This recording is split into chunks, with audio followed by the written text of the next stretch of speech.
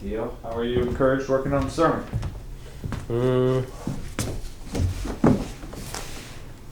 I was just encouraged just by a fresh reminder of God's mercy, who He is and who we are, and what He does for us. So.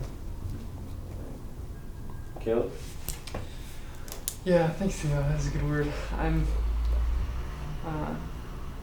just taken away of the picture of this blind man seeing in order to follow Jesus, and just our need to see in order to, that's it, to follow Him. Yeah, the simplicity, but great import of that. But I think the idea that the one who can give sight is also merciful. You know, it's like that I do need to be able to see, but that sight is also done by one who has compassion, has mercy, not in like judgment or not something that's harsh. That's good news. Challenged by, the question like, what if we're chasing the wrong things? Kind of like the disciples at points, and the other things that are not what we should be coming for. Just that question was, and like, what would you want? So that kind of came up a few times, just pushing that home. It's challenging. Where's an area you have for improvement in this sermon? It's weird in the lab, especially in like this context. Is like, I don't like preaching to like a fake audience that's like not there, and I get like real nervous, and I like get real like fast and kind of stuck to my notes with my nerves, and so those are just some stuff I need to clean up, I think. And you thought that was true of you today? A little bit, yeah. Caleb? So one of the things I have here, Theo, is I really like your title. Mm-hmm. Your main point, and the way you put your main point and then your homiletical points, it was just a lot for me to... Yeah. I did not... A little wordy. I couldn't hold on to all of it. Yeah. So I really only held on to your title. Okay. That's fair. Yeah.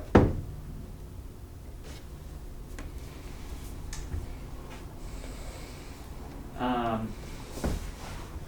think kind of on a different note on the title and stuff like that is, I think there's some like contextual stuff Okay. that I felt like there are times where you did really well, kind of considering the context, not believers. There are times where I felt like we're kind of slipping a little bit into church members or Christians, and I know it's the third day of revival, so they have some knowledge, but just like a little bit of assumed knowledge. Walking in the light of His mercies, like that just sounds like something you talk to Christians about. Okay. As opposed to like non-Christians, Okay. or it's like I'm not even walking at all. You know, like why would I want to be?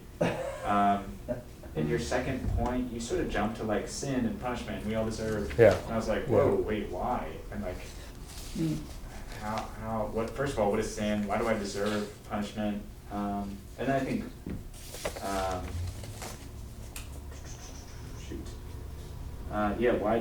why does my blindness lead to damnation? Like, what about my blindness? I get maybe it leads me to like not having a great life now because I'm chasing the wrong thing. But why is that like damnable? Yeah. So, That's fair. Yeah. Yeah, I'm not sure that you argued to what you were arguing, what you said you were arguing. It seems like what you wanted us to do was to ask Jesus for mercy. That's coming away from it, like that's what you wanted us to do, is model this dude's faith, come to Jesus for mercy. Because you didn't really talk about what real faith is. Yeah. Or what it means to walk in light of Jesus' mercy. Okay. So that's 90% of your argument, which you weren't like driving towards. Yeah. And you were not even close on time. That was your 25 minutes. Oh, really? Yeah, nice. So, I mean, that happens, right? That happens in here all the time. But, yeah, that was kind of one thing that stuck out to me. I was expecting you to talk about what's real faith mean here. And, yeah, I mean, I am a Christian. I think, and I don't even know what it means to walk in light of his mercies. Okay. Yeah, that's right. At least from this, but Yeah. Caleb. So your the dog illustration, Yeah. it was engaging, and both in your intro, and I like how you came back to it. Mhm. My only criticism of it is, it just seems like for what you were wanting to do with it in terms of illustrating mercy, it was a little trivial to illustrate mercy. Okay. That was my impression. Okay.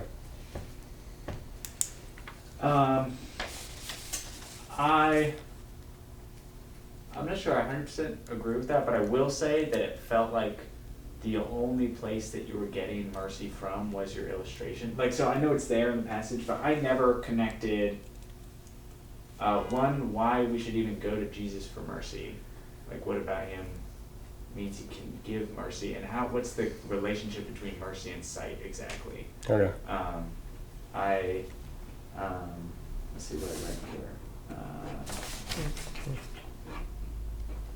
So you kind of end with this call that asks Jesus to have mercy. How can I trust that Jesus is going to have mercy on me, or that he's capable of providing mercy? Why Jesus particularly? What have I done that?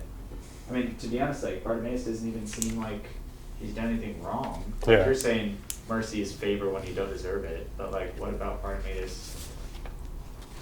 Yeah, there's just like some of those. It's the middle step between the two. Okay. Yeah.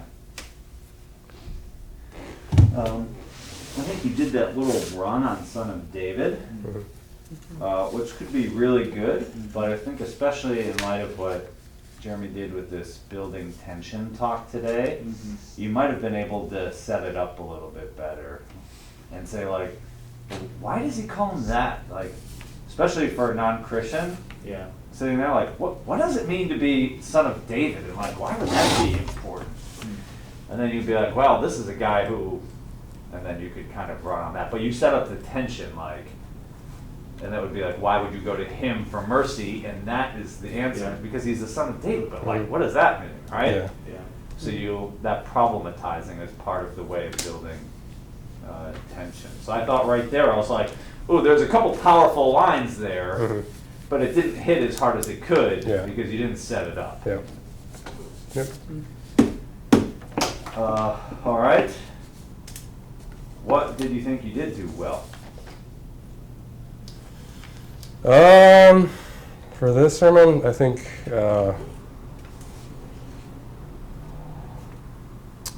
like what worked well was like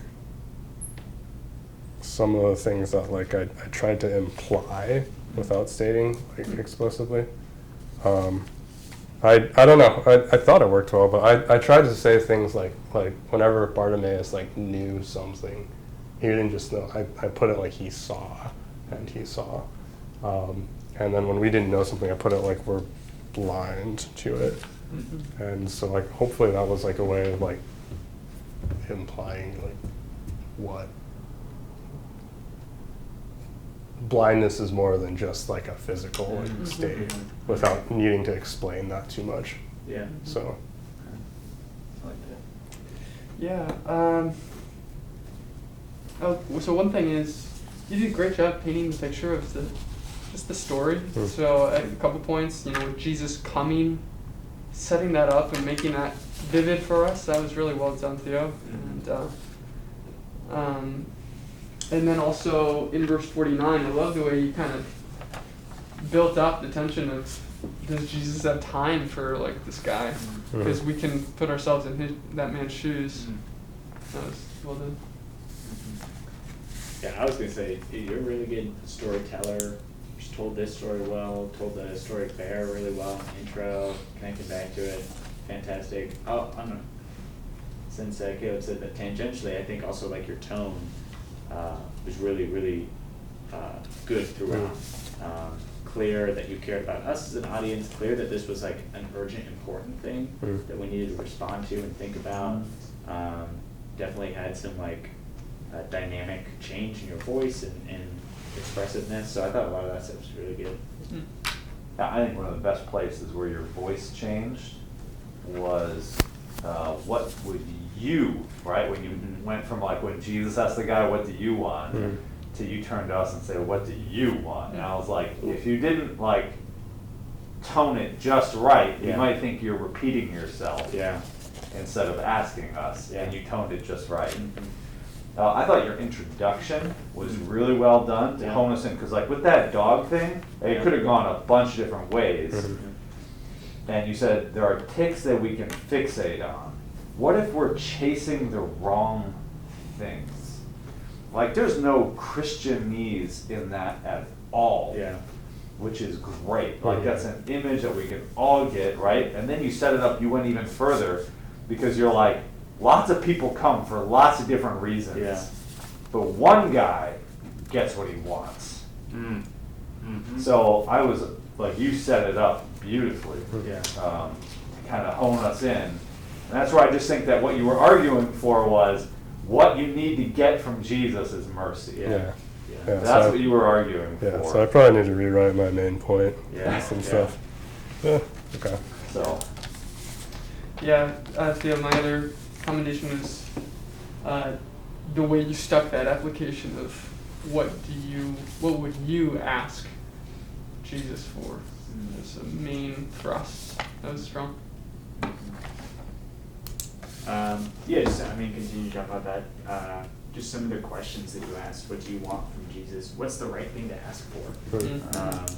Like some of those are just like really, really helpful. Taking one, you tell the story well, and then like we're in the story, and then you put us in the story really well by Mhm. asking those questions. And it's like, oh shoot, yeah. What is the right thing to ask for? What do I want from Jesus? So that was really well done. and then you had there was a little run, and I'm not gonna remember all of them, but in thinking about the things that we chase, you concretize them. Yeah. So Haddon Robinson always says you want to turn the ear into an eye, Mm-hmm. which he does in that sentence. Right? Yeah. And what you did is we're looking for the extra zero Yeah. on our paycheck, and instantly like Rather than, I'm like, more money. visualizing Yeah. that, right? Yeah. Not just this abstract more money thing, right? It's another zero. What were the other ones that you used there? Car. I can't find the section right now, but I know what you're talking about. Something about relationships. Jeez. Another car, another job, another zero at the end of our paycheck. Yeah, I mean that one was the most. That's probably. I mean, Yeah. you could tell that's the one that stuck with me Yeah. because of the way it's phrased and punchy, and then it just Yeah. like it's the most specific Yeah. that it pops. Yeah. And Even like vocally, yeah, a car, another paycheck, or another car, another The job, rhythm. another house. another zero on your paycheck. Mhm. Yeah, zero paycheck. Yeah. That kind of Yeah, the like one syllable, two syllable. Yeah. Nice. So as much as we're able to do that and get really concrete Yeah. ways of talking about That's generic cool. things that Yeah. we hit all the time, Yeah. that was a really good example of doing that. Sweet. Yeah. There you go, man. All right.